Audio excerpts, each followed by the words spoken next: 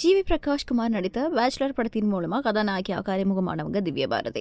அந்த படத்துல 2 பேரோட காதல் காட்சிகள் இளைஞர்களிடையே வரவேற்பு பெற்றிருந்தது. அதுக்கப்புறம் இருவரும் காதலிக்கிறதா செய்திகள் பரவியிருந்தது. ஜிவி பிரகாஷ் விவாகரத்தை அறிவிச்ச உடனே மேலும் அதிகமாக இந்த விஷயம் பரபரப்பா பேசப்பட்டிருந்தது.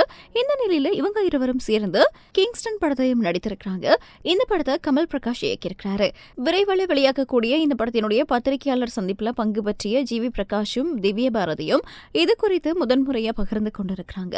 இது குறித்து பேசிய ஜிவி பிரகாஷ் குமார், பேச்சுலர் படத்துக்கு பிறகு நாங்க இருவரும் டேட் செய்ததாக பேசப்பட்டது. ஆனா அப்படி எதுவுமே நடக்கல. நாங்க 2 பேருமே படப்பிடிப்பு அப்போ மட்டும்தான் சந்திச்சுக்குவோம்.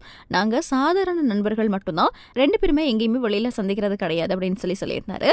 அதே மாதிரி நடிகை திவ்யா பாரதி, ஜிவி பிரகாஷ், அதே மாதிரி சைந்தவி இவங்களுடைய விவாகரத்துக்கு பிறகு என்ன பலருமே டார்கெட் பண்ணாங்க.